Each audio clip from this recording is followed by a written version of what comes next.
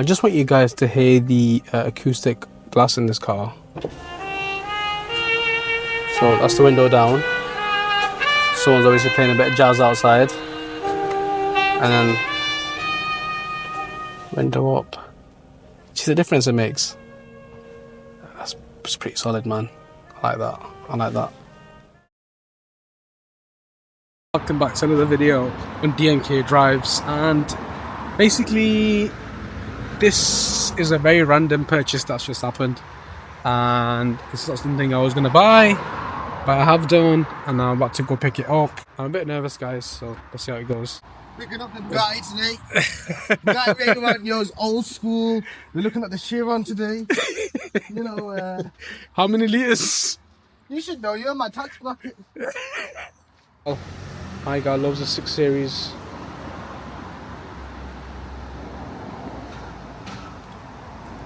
We will get these on the channel sometime soon, I hope. And this is like a one-of-one piece, man. The mods and things he's done to this car, honestly.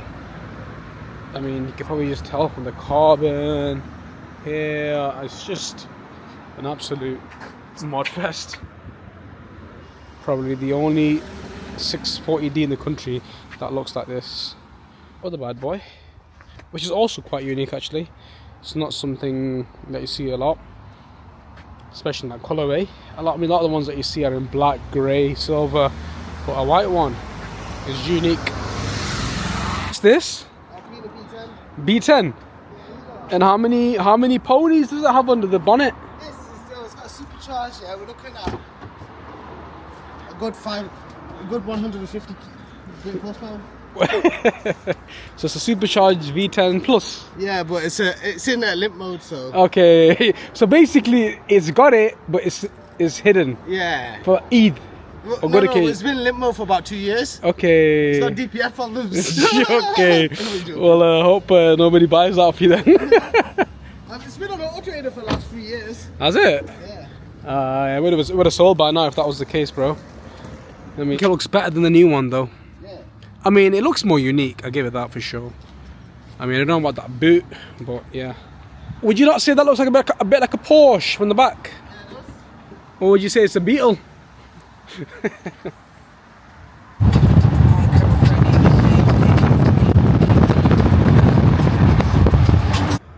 And we made it after how long? 2.5 hours in this completely unventilated vehicle. Yeah, let's go find out. Oh, you know what? That could well be a 918. I don't know if it's the Y-Sack pack, but let's go find out. Here it is, we finally got the car now. It's right in front of me, the engine is running. Let me go ahead and show you guys what I've just bought by accident. Here we have a 2015 on a 64 plate, facelifted Porsche Cayenne. Now, it looks like a normal Porsche Cayenne, but it's only when you come around the back. If you look closely, if you're a Cayenne guy, you know what this exhaust shape means.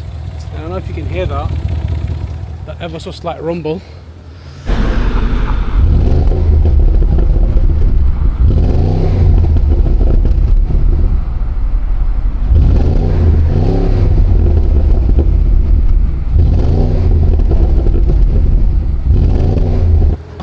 Yep, it's a Cayenne turbo, which means it's a 4.8 litre V8 twin turbo, producing around 520-ish horsepower and a hell of a lot of torque. Oh man, I feel sorry for my wallet already. So I've owned the Porsche now for about a month, and you know, I've got a lot more of a feel and know-how of the car now. It's definitely exceeded my expectations, to say the least, and I consider myself very lucky to have the opportunity to be able to, you know, drive and own all these kind of cars. Say, without, you know, giving too much away, it might just be the best car I've ever owned, possibly driven, because obviously I've driven it for such a long period of time now. And yeah, man, it's been wonderful. It's been a wonderful journey so far, and I'll just show you a bit more of the car now, because we've got some good sunlight once in a while in Manchester. So let's show you the car now.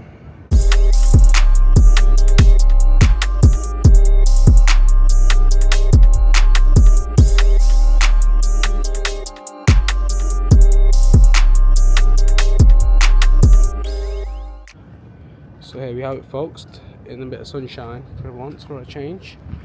It's a 2015 Porsche Cayenne Turbo, and as you can see, it's finished in rhodium silver. I think silver really complements Porsches, especially with the 21-inch turbo wheels. It's one of the first things that you can see before anything would be the upgraded headlights. So they actually come with turbos as standard and are upgraded option for the base model and diesel, etc., and GTS. So they're called the PDLS Plus. And also, one thing you may or may not notice on the turbo models is the front bumper is actually slightly different. It's got a bigger intake, and the LED daytime running lights are slightly different, and also you get the LED fog lights as well. So yeah, it is one of the differentiators of the turbo and non-turbo models, but they all look very similar, to be fair with you. The turbos do come with these Brembo brake calipers, and they are coming in red as well. And there's a turbo badge that I've actually added on myself. Just think it's a nice little, differentiator. And I actually added the black gloss roof rails myself. I think it just accentuates the car a little bit, makes it look a bit taller. I am due some side steps as well. We'll get to that later. Oh, one more thing I did is I did the badging in gloss black as well. It came standard with chrome, and I think with the black and silver contrast, it really does make the car look better. And then we have the signature turbo quad tailpipes, which are nice and nice and wide, and really do offset that rear end quite nicely.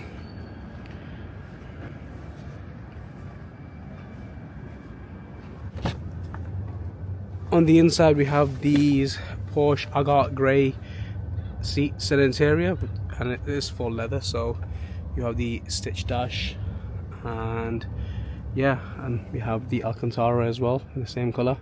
All of the headliner, A pillars, B pillars, etc.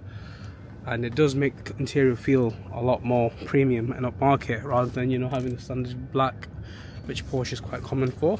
And then we have the door cards with the upgraded Bose stereo system, which I'd say is probably one of the best systems I've heard in a car. And I think maybe because it's an SUV, it just encapsulates it and makes it a lot more surround sound. As you can see, the interior in the rear as well, it's very clean condition. It's wonderful. And also, the rear occupants do get their own climate control and heated seats, etc., so they don't feel a bit left out in the back. Other than that, I mean, the leather quality is just wonderful. Like, you really have to sit on them. And yeah, on the rear we have a electronic boot, which is operated obviously with the button, and it's quite a big space in the back, as you can see. Don't mind my cricket bat. And then we have a parcel shelf cover as well, which just closes as such. And it's a nice space boot, to be honest. I know these are new.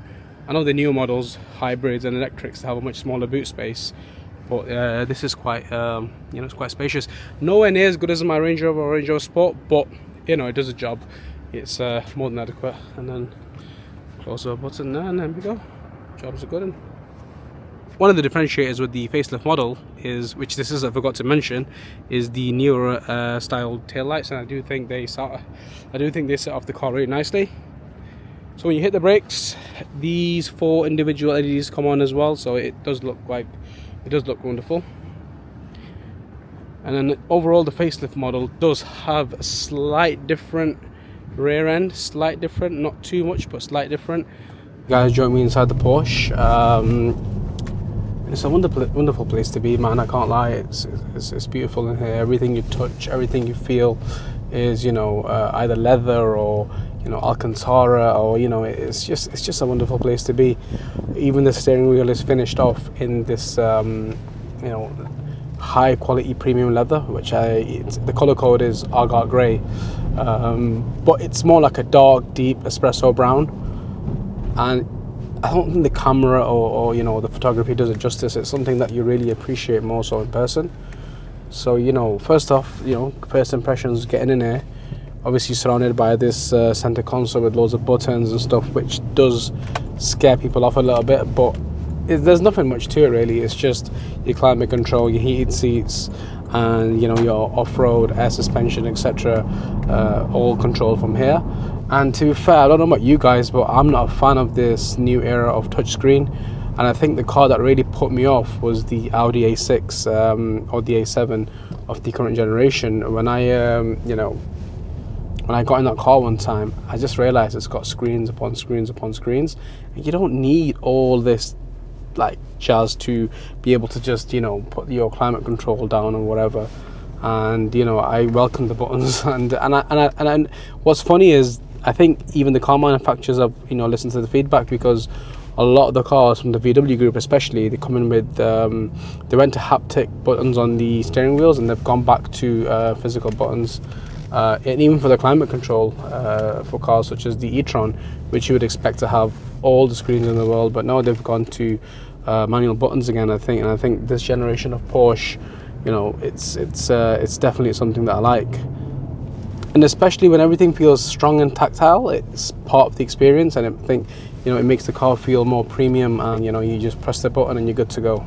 And now one of the main things that people talk about in a Porsche is the driving dynamics and the, you know, handling, etc. I mean, of course the power's there.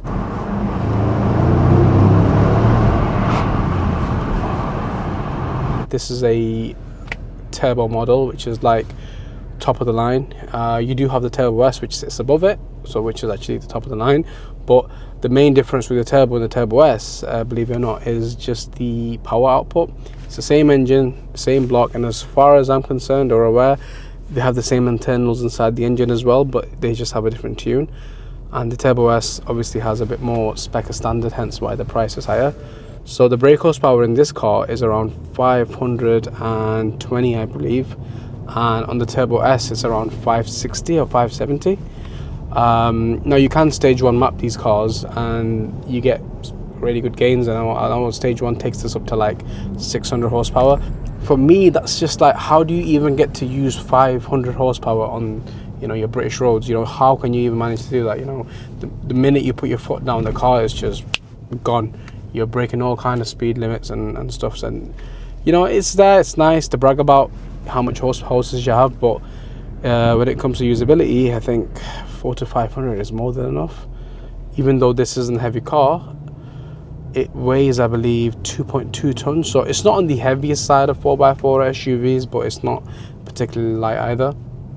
I did consider the diesel model as well, the 4.2 TDV8 in particular. However, they're very rare, and there's not many to pick from, especially in the used market. And obviously Porsche, as you know, no longer make diesel engines. They've gone strictly to petrol, so they're basically last of a dying breed, really. And if you can find one, keep it. Obviously, as you see from the video, I randomly picked this car up. I had no intention of buying a Cayenne Turbo.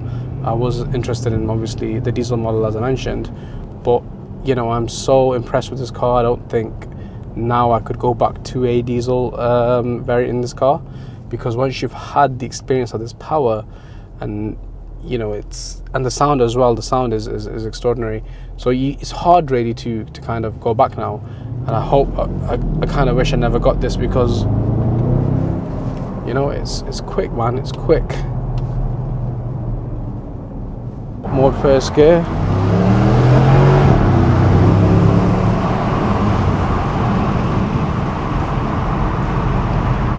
So most of the time I'd have this car in comfort mode or normal mode, and we have options of dampen controls as well, so it's comfort, sport and sport plus.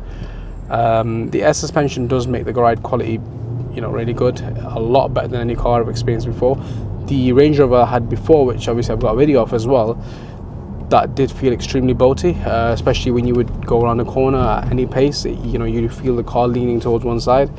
This car, however, it just, I don't know what magic they've done in this car. I know these cars share platforms with Touaregs and Q7s. I've not actually driven one of them, so I can't really compare, but this car in particular, the way it goes around bends and corners and the way it handles is sublime. I don't know what they've done. I would love to know. The steering is very direct. You know exactly where the car is. It's you know, obviously 4-wheel drive. The road grip is immense, but it's the way the car just goes around these bends. I know I keep talking about it, but it's really something special. It makes, put it this way, it makes a big car feel like a hatchback. That's the best way to put it. And I know the Macan is supposed to be even better than that, but again, I'm not driven one of them, and just from the experience of this car alone, I can just believe and imagine how good that car would be. A turbo model with, you know, the V8 and the turbos and whatever, it is a quick car, there's no doubt about it. But you know, the fact that you're sat quite high up and you're quite insulated from the road, you don't really get to feel the speed as much as you would in say like a hatchback or a smaller car. You basically could be doing crazy numbers on the speedo, but you're just sat in as comfort and you don't even realize that you're breaking all kind of laws. So it is a bit of a dangerous car in that aspect, but you know, it is what it is. That's the nature of the beast. I'm sure that's similar with the SVRs and the you know, the X5Ms or whatever. Yeah, folks, that was the first impression really of my new car. I am enjoying it so far, as you can tell. It's a nice surprise, honestly. I wasn't expecting this. I was expecting a lot more of a Touareg type of car because it's so similar, but it surprised me. It's caught me by surprise, and I didn't know if I'd keep it for long, but you know, now that I've had it for about a month or so, other than the fuel, it's been a wonderful experience. And you know, we'll cover a lot more things in detail, a lot more points in detail in the full review, but I'll do the full walk around, the full, you know, whatever. But today was just a quick video to kind of, you know, just show you guys my new car, etc. And if you've got any questions, any things that you want to see in more detail, just obviously drop me a message in the comments and I'll cover all that for you. And don't forget to like, subscribe, share and all of them things as well. You know, we need to get to 1,000 subscribers, so it will encourage me to obviously make more content and good content. Yeah, I'll see you guys on the next one. Peace.